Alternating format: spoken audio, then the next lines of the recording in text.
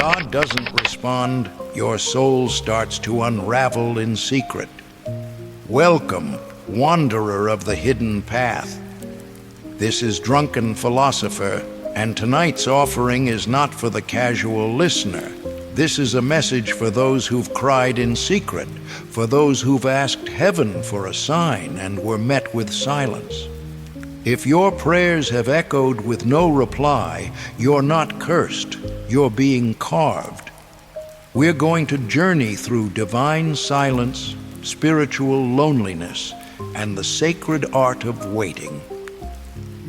If this resonates with your spirit, pause and press that like button. Subscribe if your soul desires more. You didn't stumble here, you were sent. Let's begin. They don't tell you that silence is sometimes the loudest response heaven gives. You don't see it coming. One day, you cry out with trembling lips, asking for clarity, direction, deliverance, and all you receive is silence, thick, golden, suffocating silence. No thunder, no whisper, no sign. And that's where the unraveling begins. Not in rebellion, not in anger, but in that quiet ache of, why is he not answering me? You begin to question your worth, your faith, your entire journey. And maybe, just maybe, the voices of doubt grow louder than the memory of his promise. You scroll, pray, fast, wait, still nothing, still silence. You wonder if you missed the sign, if you sinned too deeply, if your prayers are no longer valid. The enemy knows how to fill silence with noise, with anxiety, with accusations, with old wounds that crawl out of their graves just to whisper, "See, he's gone now." But what if the silence isn't abandonment? What if the silence is the cocoon before the flight? What if it's not punishment but preparation? Because hear this clearly, chosen one. God's silence is never absence, it's architecture. You're being rebuilt in that void, unseen, uncelebrated, but never forgotten. This is where the breaking happens, not just of your expectations, but of your illusions. The illusion that God is only near when he's loud, the illusion that spiritual certainty is the reward of faith. But no, true faith begins where certainty ends. And silence? Silence is the womb of that faith. You see, he could speak. With one breath, he could split your path open. But sometimes, he's not trying to fix your path. He's fixing you. The silence isn't delay. It's diagnosis. He's letting you see what you rely on. He's letting you face the voices that still have too much power. He's revealing your cravings for clarity over trust, control over surrender. And that hurts. Oh, it cuts deep. Because you thought you were ready. You thought the prayer would unlock a miracle. Instead, it unlocked silence. But that silence, it's not rejection. It's refinement. It's the hand of a father saying, "You've been praying for strength. Let me show you how I build it." And so you sit, still, torn between giving up and going deeper. You start realizing something strange. The longer the silence lingers, the more honest your soul becomes. You begin praying not to impress, but to survive. You start confessing things you buried. You start sobbing over things you never let yourself feel. And there, in that breaking, you are becoming. Not the version you imagined, but the one he intended. Stronger, softer, spirit-led, not approval-fed. This is why the silence had to happen, because you were too addicted to answers, too entangled in other people's voices, too conditioned to think that movement equals meaning. But here, in this void, you learn to hear again, not with ears, but with surrender, with stillness, with reverence. So let this be your reminder, chosen one. If heaven has gone quiet, It's not because you've been forsaken, it's because you've been trusted. You're being broken open, not to be ruined, but to be readied. Your soul is being pruned, not punished. And when the silence breaks, and it will, you will not be who you were when it began. You will be aligned, not anxious, anchored, not desperate, heard even before you speak. So stay with the silence. It is not your enemy. It is the beginning of your awakening. God's delay isn't denial, but refinement. In the silence, you're not being punished. You're being prepared for a level you prayed for. So the silence stretches. What was once a pause becomes a pattern. What felt like a delay begins to feel like a denial. And suddenly, the waiting no longer looks holy. It starts to look like wilderness. You didn't sign up for this part. You prayed for breakthrough, not breakdown. You asked for open doors, not dry seasons. But here you are, still praying, still waiting, still watching others walk into blessings that look like the ones you were promised. And the whispers creep in. Maybe God forgot. Maybe you missed it. Maybe this desert is the destiny. But let me remind you, the wilderness is not where dreams die. It's where identities are forged. The wilderness is where God removes what can't go with you. The habits, the voices, the patterns, the counterfeit versions of you that are incompatible with the next promise. When God leads you into the wilderness, it's never to leave you there. It's to prepare you there. Remember the Israelites? God didn't lose track of time. He wasn't stalling. He was shaping them into people who could carry promise without destroying it. Because you can receive a blessing too early and call it a curse. You can walk into a door prematurely and end up locked inside. So God waits, not because He's punishing you, but because He loves you enough to prepare you. Preparation feels like delay, but it's actually divine design. You see, the wilderness isn't empty. It's filled with sacred work. It's the place where manna falls and pride dies, where you learn how to live without applause, where you stop begging for Egypt and start dreaming of Canaan. In the wilderness, you realize something heartbreaking and holy. God's presence is more important than His promises. You stop saying, "Lord, bless me," and start whispering, "Lord, just be near." That's when the shift happens.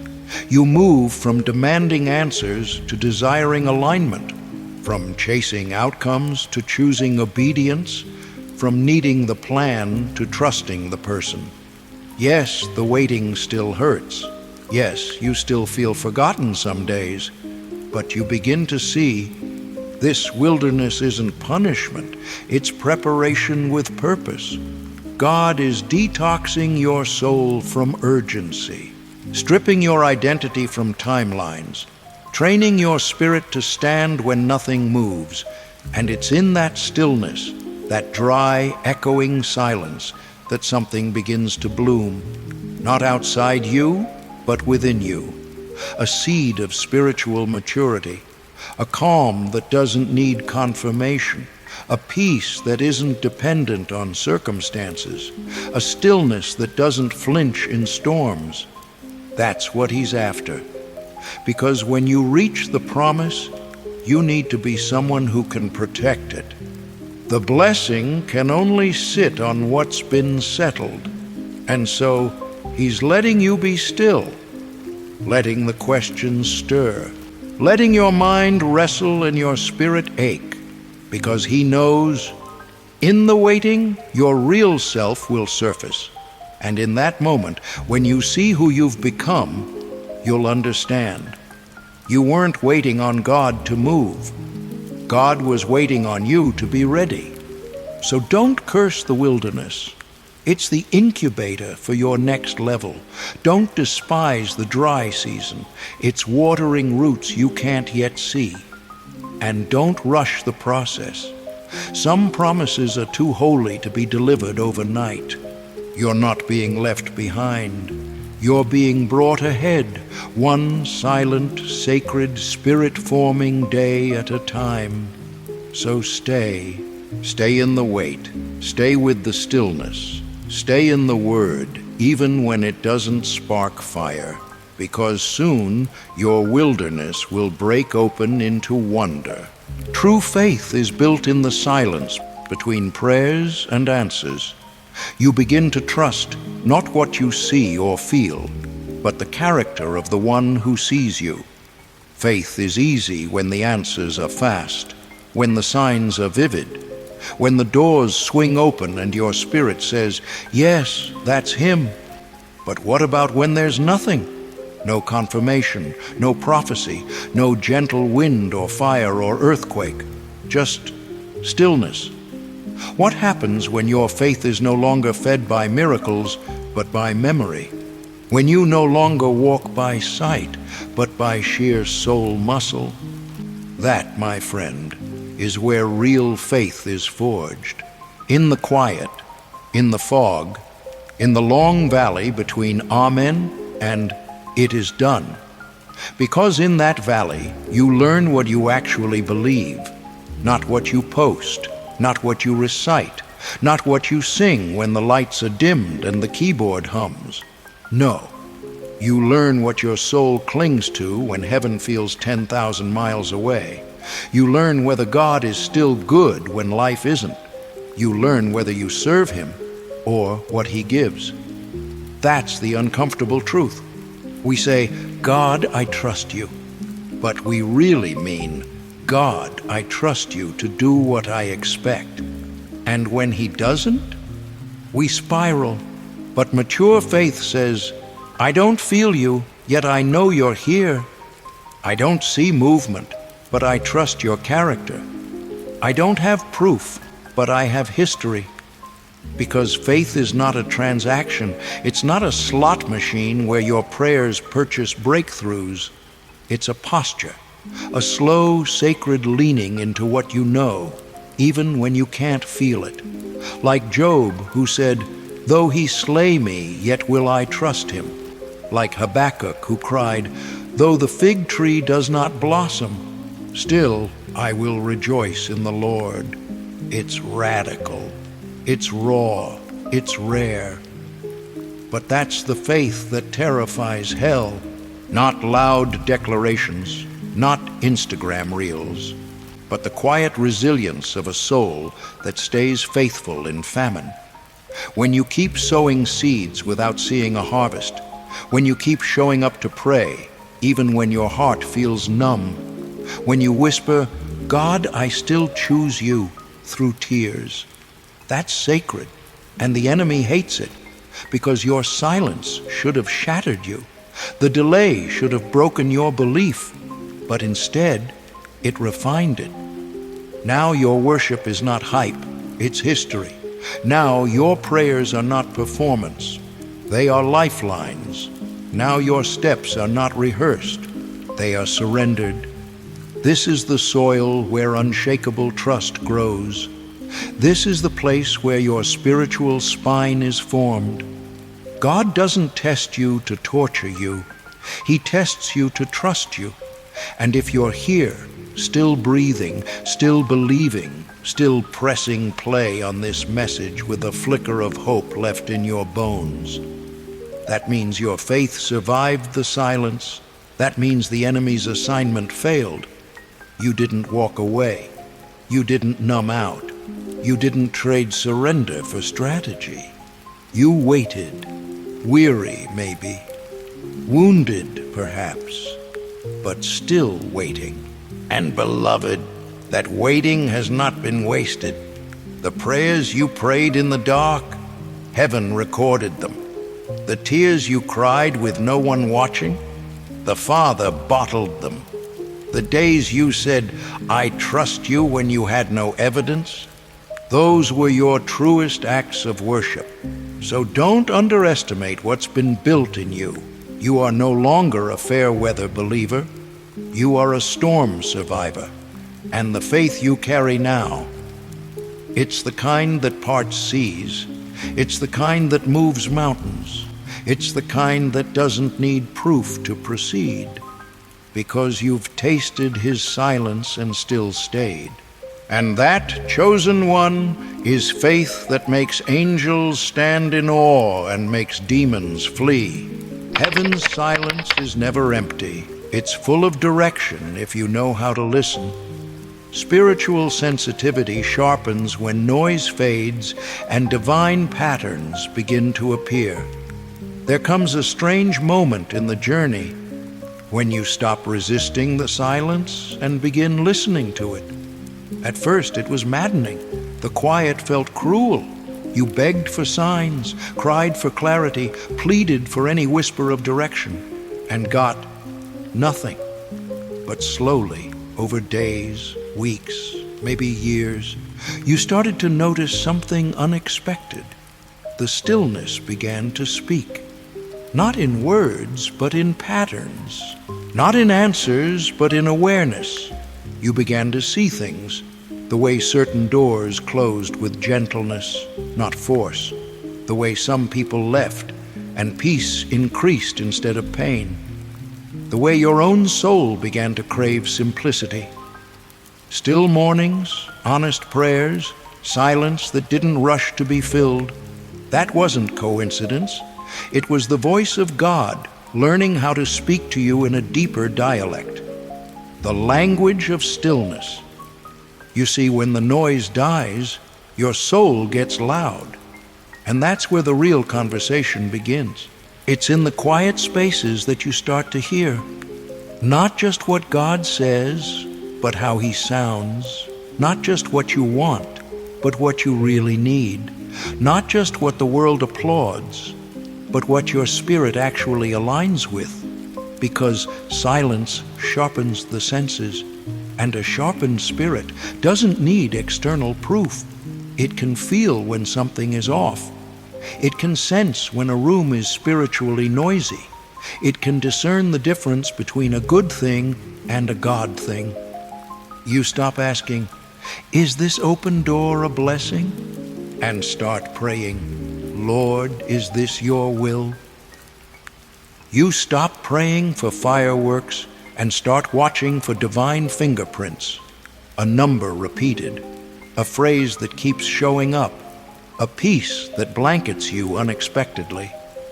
This is the kind of revelation that comes only when the soul is finally still enough to receive it. As Scripture says, "Be still and know that I am God." Not strive and figure it out, not perform and earn direction. Just be still. It's uncomfortable at first, but eventually it becomes holy, because you realize God doesn't just speak to your ears. He speaks to your patterns, to your atmosphere, to your resistance, to your longing. And when the stillness starts to speak, everything changes. You walk slower, but with more certainty. You speak less, but with more weight. You chase less, but attract more alignment. You no longer need confirmation from people, because your spirit has been tuned to the frequency of heaven. And suddenly, the silence you once feared becomes your sanctuary. The stillness you once avoided becomes your source of strength, because it is in that stillness that you finally hear not just what God is saying, but what he's always been saying. It's not that he wasn't speaking, it's that your soul was too loud to hear it. Now, you've learned to hush your worry.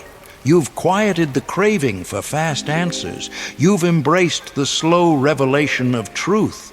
And in doing so, you've become someone the world can't quite define, but heaven recognizes instantly. You are in tune, not with trends, but with truth.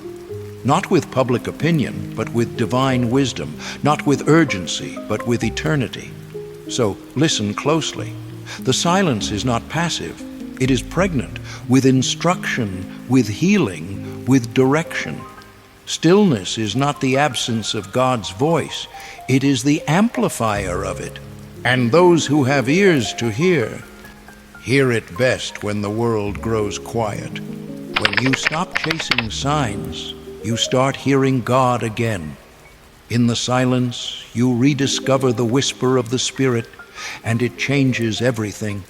And finally, after the silence has stripped you, after the striving has fallen silent, after the noise of needing, pleasing, proving, and searching dies down, you hear it.